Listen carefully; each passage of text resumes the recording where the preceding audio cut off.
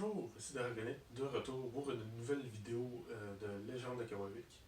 Alors, dans cette vidéo, je vais vous montrer comment faire votre personnage pour Légende de Kawavik en vous montrant, entre autres, les fiches de personnages, ce qui inclut la feuille principale pour toutes les statistiques, l'inventaire et la feuille pour noter vos compétences. Donc, pour la création du personnage, premièrement, vous allez vouloir choisir une race à votre personnage, le nommer, évidemment. Donc, on va nommer notre personnage Daragonite. Évidemment, Daragonite va être au niveau 1.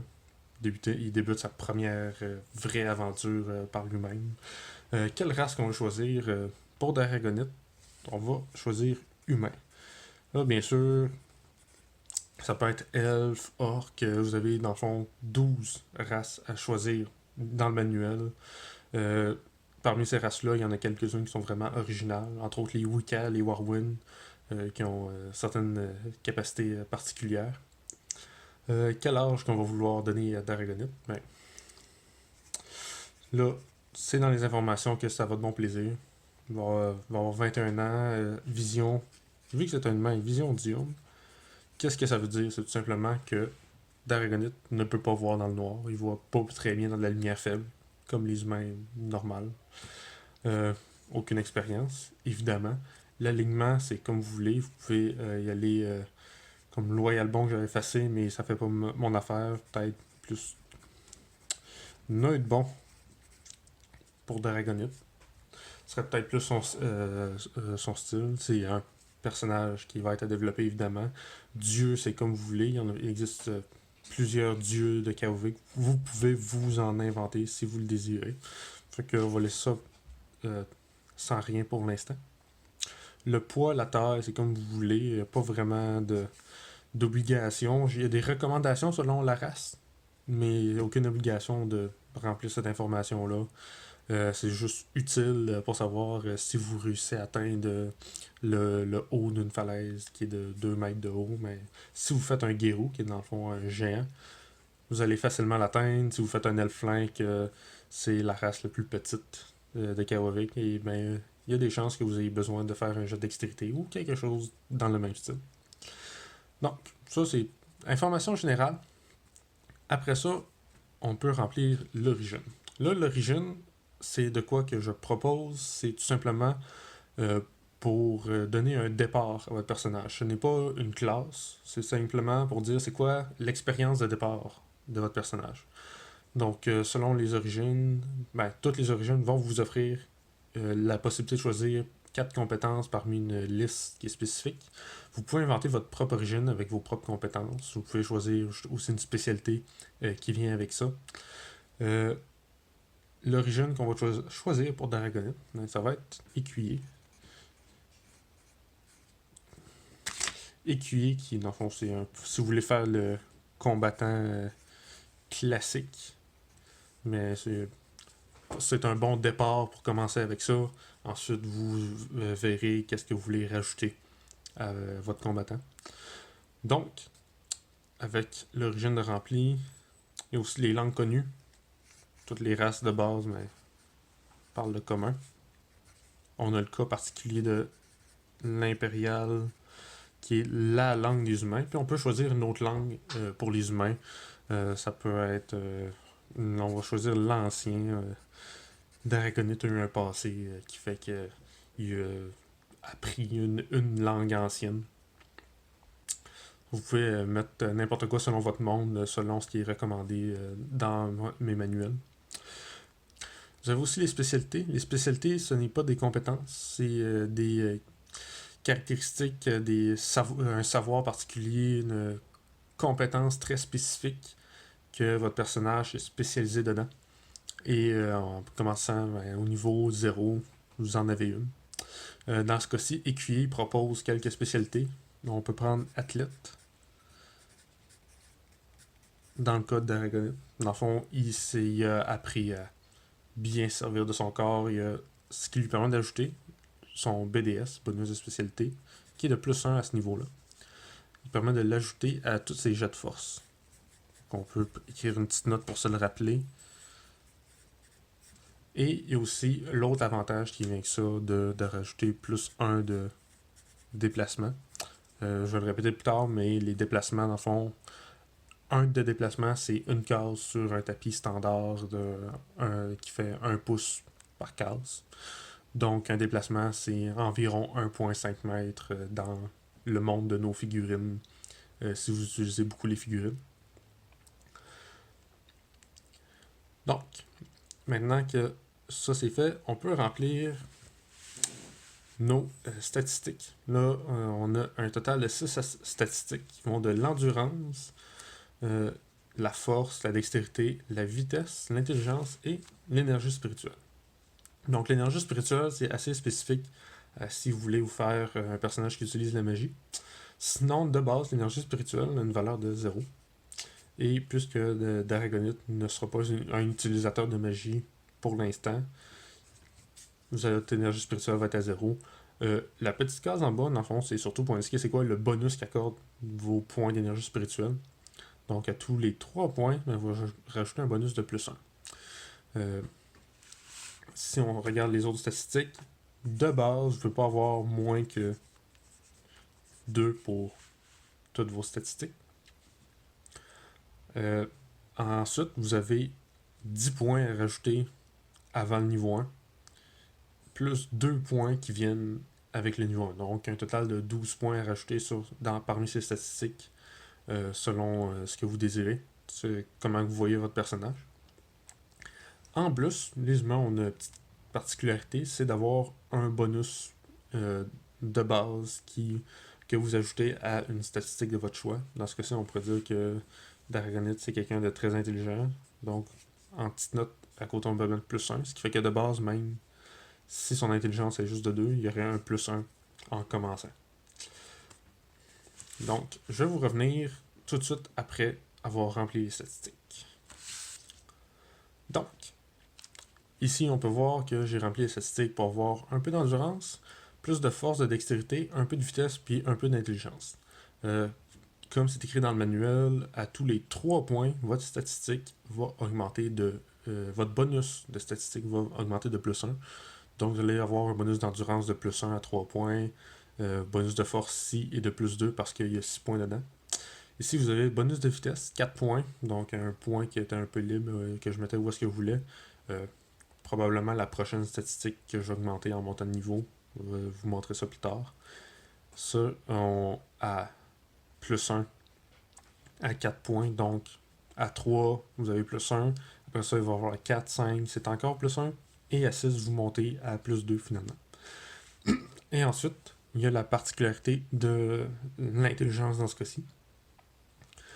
L'intelligence qui avait déjà un bonus de plus 1 de base qui venait avec les caractéristiques naturelles de Daragonite en humain, qui lui donne un bonus d'intelligence de plus, donc à plus 3, il y a le plus 1 de base, plus un autre 1, donc un total de plus 2. Moi, je préfère mettre le total, puis effacer ici.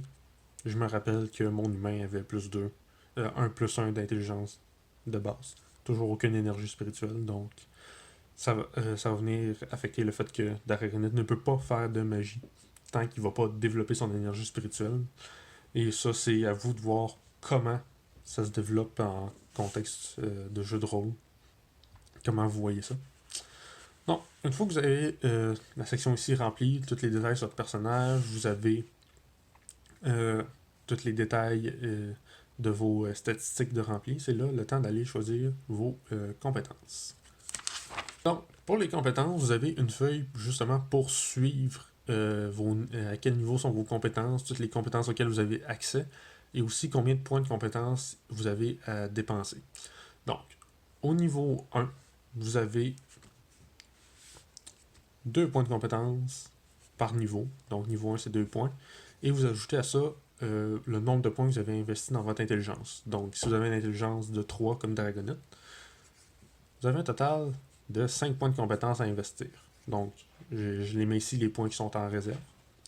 Ensuite, on va regarder c'est quoi les compétences qu'on choisit pour Daragonite. Premièrement, c'est un humain.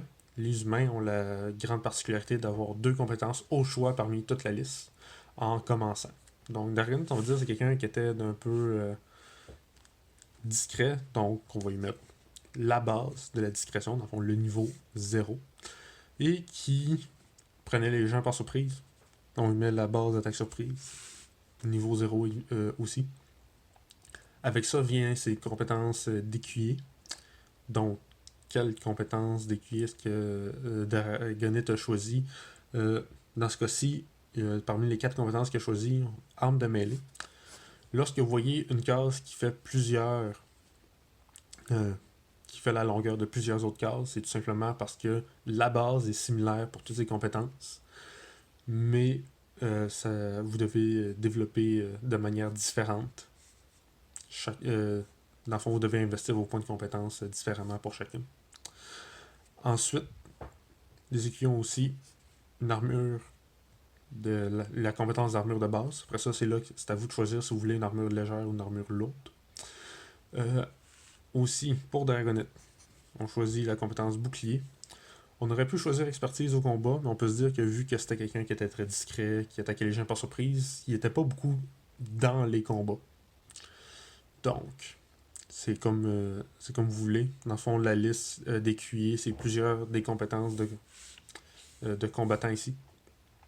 Et ces compétences-là, vous en choisissez un total de 2, plus la compétence d'armure qui est de base pour toutes les écuyers.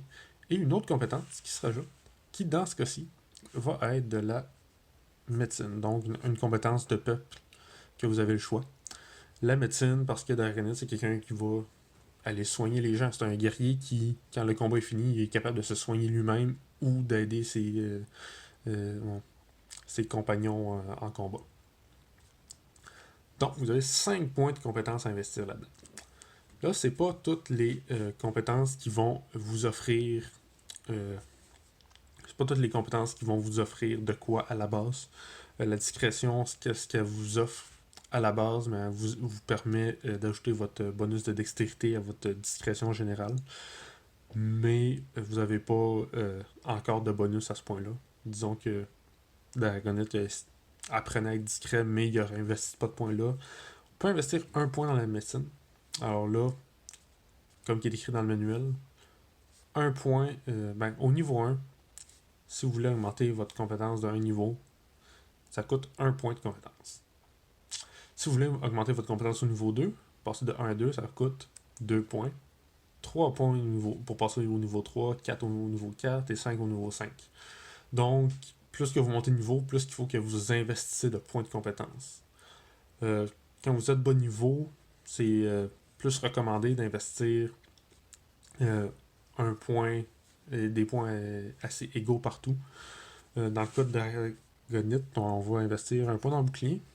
On va aller avec une armure légère. Vu qu'il essaie d'être discret, une armure légère, mais c'est plus discret, il y a moins de malus, et voire même pas du tout si on monte assez de niveau.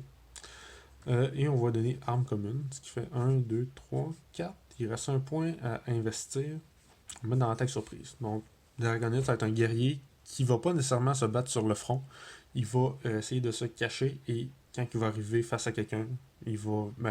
Dans le dos de quelqu'un plutôt, il va aller l'attaquer. Donc, c'est ce qui fait le total des 5 points de compétence qui ont été utilisés. Alors, moi, ce que je préfère, c'est dire qu'il ne me reste plus aucun point de compétence. Vous pouvez en garder en réserve, vous n'êtes pas obligé de les utiliser immédiatement. Vous pouvez attendre que votre personnage apprenne la base d'autres compétences. Donc, pour apprendre la base, ça ne coûte pas de points, mais ce que je recommande, c'est de faire une situation roleplay où est-ce que votre personnage essaie d'apprendre à tirer à l'arc, par exemple. Et en apprenant à tirer à l'arc, c'est là que vous pouvez lui mettre la base des compétences d'armes de tir. Et après ça, votre personnage va voir si c'est vraiment utile. Mais au moins, de base, votre personnage va être capable de se servir d'un arc. Et ensuite, monter la compétence s'il le désire. Quand vous avez rempli vos compétences, vous pouvez prendre une feuille comme celle-ci que je donne justement avec la feuille de personnage. Et cette feuille-là, dans le fond, ça sert tout simplement à garder à faire le suivi de vos compétences. Vous notez c'est quoi le niveau de la compétence, quelle compétence, les bonus qui augmentent à chaque niveau, et c'est quoi que vous avez, les techniques, les particularités que vous avez à chaque compétence. C'est surtout pour les compétences qui sont pas de la magie, parce que la magie, ça va prendre plus de notes. Il va falloir que vous notez l'énergie que ça demande, les particularités du sort, etc., etc. Ça, cette feuille-là, c'est plus pour garder en note toutes les compétences d'Aragonite. Une fois que on va les monter, mais ça va être aussi simple que bon, si on veut monter l'armure légère plus haut niveau, on met niveau 2, on va chercher c'est quoi la nouvelle technique ou expertise qui vient avec ça. On la note ici. Moi, je mets surtout un résumé de ce que chaque technique fait. Donc, armure légère, j'écrirai pas au complet que c'est la compétence moins lourde qui fait que selon votre armure est moins lourde. Je vais tout simplement écrire la force minimum pour porter une armure légère. C'est de moins 2 points. Donc, normalement, il faudrait un certain nombre de points de force, mais ça en prend 2 de moins pour mon personnage pour pouvoir porter cette armure. Même chose, arme commune. Mais le fait de porter une arme donne plus 1 de défense en combat. Si je porte pas l'arme, ça donne pas plus 1 de défense, mais si je me rappelle, j'ai pas besoin de dire plus 1 de défense avec une arme, juste une petite note. Il y a des compétences évidemment qui vont demander un peu plus. Donc, une fois que vous avez rempli la plupart des informations ici, c'est le moment où est-ce que, en regardant les compétences, en regardant les statistiques que vous avez données à votre personnage, que vous allez remplir les cases qui restent ici. Donc ça, c'est quelque chose qui prend un certain temps. Vous allez devoir aller regarder. C'est quoi l'équipement que votre personnage a en débutant? Vous avez l'équipement qui vient de l'origine, mais vous avez aussi l'équipement qui est spécifique aux compétences que vous avez choisies. Donc en commençant, selon les compétences que vous avez choisies, vous allez avoir un équipement spécifique qui vient avec ça.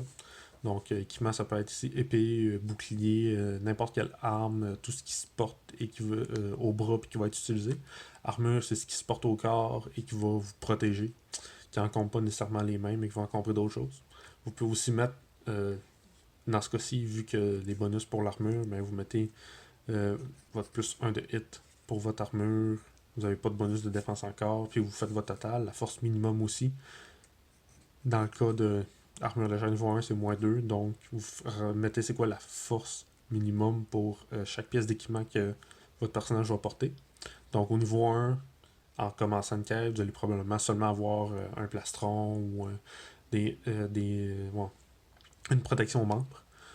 Donc c'est pas quelque chose d'énorme, mais quand vous allez avoir plus d'équipements, ça va être très utile d'avoir un moins 2 pour porter votre armure. Vous avez aussi la durabilité de vos équipements. La durabilité, ça c'est un concept. Moi, ce que vous mettez, par exemple, vous avez un plastron en cuir qui a une durabilité de 2 sur 2. Donc, qu'est-ce que ça veut dire? C'est si vous subissez un coup critique, ben, votre durabilité va être réduite et vous allez avoir votre armure qui va perdre une durabilité, qui va continuer de vous protéger jusqu'à temps que votre durabilité tombe à 0. À ce moment-là, vous comptez plus la défense qui vient avec cette armure-là, vous comptez seulement le hit, la force minimum pour la porter. Donc, c'est une armure qui va être encore encombrante, mais qui va être détruite sur vous. Donc, détruite, ça veut pas dire qu'il reste juste quelques petits lambeaux, mais ça veut dire qu'elle est assez endommagée pour dire que ça fait des ouvertures faciles à aller attaquer. Donc, l'armure n'est juste plus efficace pour vous protéger. Avant de faire ça, vous pouvez aussi remplir les autres particularités. Donc, vous avez votre déplacement. De base, le déplacement, c'est 2 plus votre bonus de vitesse.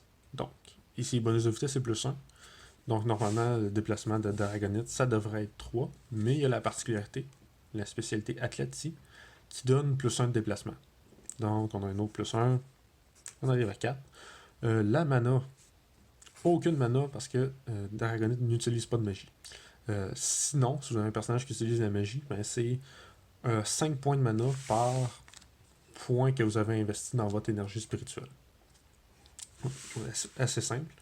Pour ce qui est de la vie, vous commencez avec 10 points de base, plus 1 point par niveau, plus 1 des 8 par point d'endurance que vous avez investi.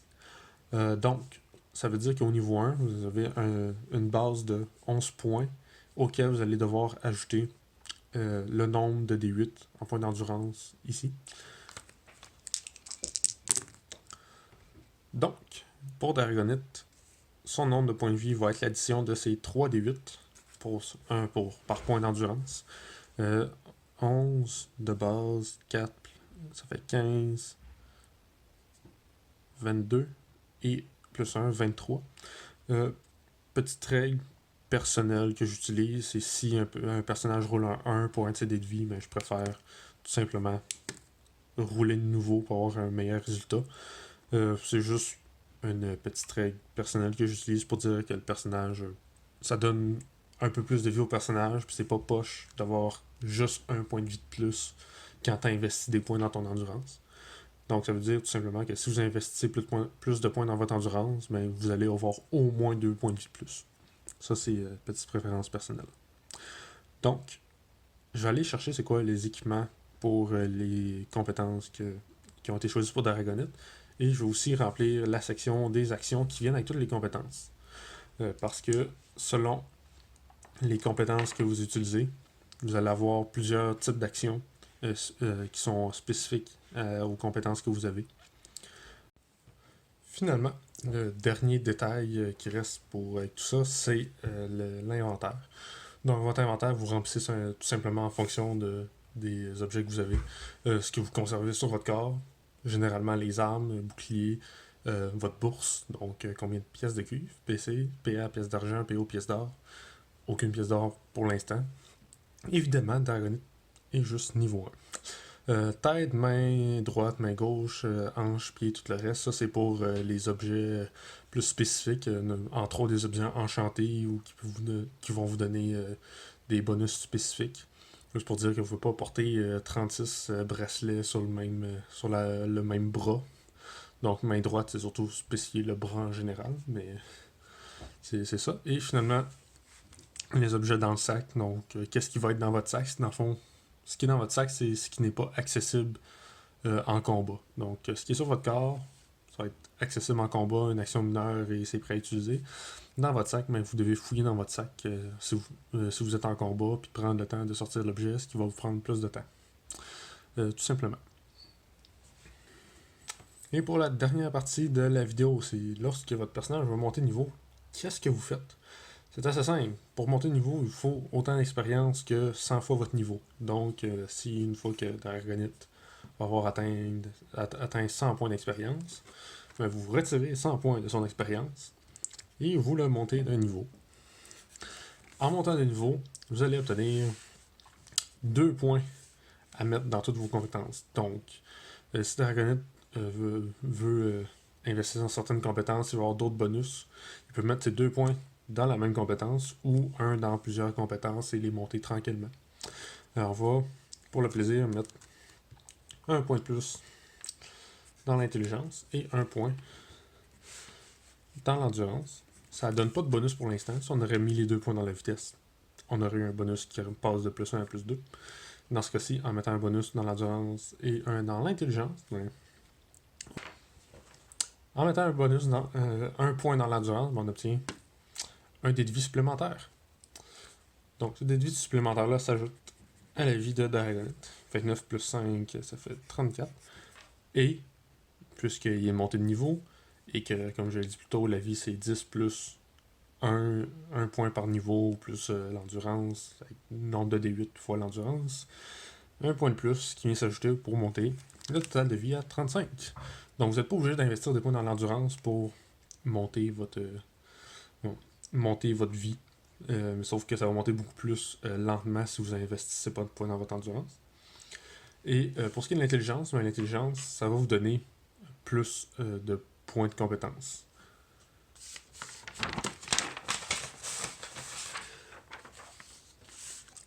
C'est à ce moment-là qu'on revient ici. En montant de niveau, vous gagnez 2 points de compétence. Et Dragonite, on a rajouté un point dans l'intelligence, donc un point de compétence de plus.